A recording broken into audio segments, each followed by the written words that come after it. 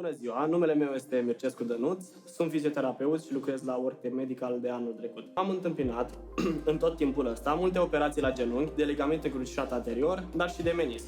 Astăzi vă voi prezenta cum decurge recuperarea unui pacient operat și aproximativ în cât timp poate reveni el la activitățile din viața de zi cu zi. Pentru început, acesta poate începe kinetoterapia, inclusiv unele aparaturi de fizioterapie, cum ar fi Deep Oscillation și Care Therapy, aparate de ultimă generație, unice în județ, după 4-5 zile post-operator. La kinetoterapie ne axăm foarte mult în primele ședințe pe simple izometrii ale mușchilor, coapsei și gambei.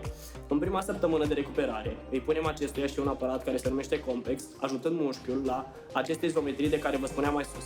Rolul complexului este acela de a transmite o electrostimulare mușchiului, presupunând contracții musculare folosind impulsurile electrice. Să trecem și la aparatele pentru fizioterapie. Deep Oscillation îl vom folosi pentru transmiterea oscilațiilor profunde, ajutând la reducerea inflamațiilor, iar Care Therapy, așa numitul de către noi, fizioterapeuții centrului, aparatul minune, care face biostimulare și ajută pacientul la o recuperare mult mai rapidă. După ce pacientul scapă de cârșie și începe ușor să meargă, o să-i adăugăm programului de recuperare exerciții mai complexe pentru a-i putea solicita musculatura la maxim, renunțând la complex. Să nu uităm la kinetoterapie că trebuie să ne axăm și pe mobilitatea membrului inferior operat. Tendonul din spatele genunchiului fiind foarte întins pentru că mușchiul s-a scurtat, o să trebuiască ca pacientul să facă stretching, adică întinderea musculaturii tendonului, fiind în totalitate îndrumat de fizioterapeut. Aici, pentru a întinde tendonul, mai putem folosi și terapia manuală, care este benefică în recuperarea rapidă, mult mai rapidă a pacientului, dar fiind la fel de bune și importante, terapia cupping, cu ventuză mobilă, mergem exact pe tot tendonul, și terapia cu IASTM. Instrumentul respectiv merge pe tendon și încercăm să-l întindem, fiind niște terapii destul de dureroase la început, dar necesare.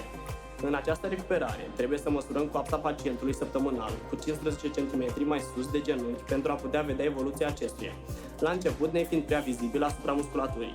Totodată, trebuie să măsurăm și gradele de flexie și extensie pe care acesta le poate face, la fel ca în cazul de mai sus, săptămânal. În cazul în care acesta nu reușește singur să facă flexia gambei pe coapsă și extensia, este ajutat de fizioterapeut care forțează membrul inferior până în punctul în care apare durerea.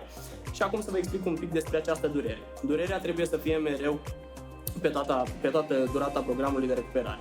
Trebuie să fie o durere ușor suportabilă, pe o scară de 1 la 10, durerea niciodată nu trebuie să depășească 7, în absolut nicio situație, pentru că altfel putem agrava lucrurile.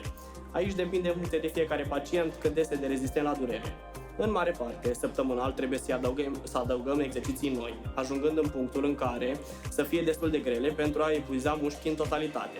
Chiar dacă o să apară febra musculară, pe toată durata recuperării și durerea o să fie una intensă, pacientul nu trebuie să se descurajeze și să nu lipsească nici măcar de la o ședință de recuperare, pentru că poate pierde absolut tot ce a obținut până atunci. Iar recuperarea totală a acestuia poate dura între 3 și 6 luni.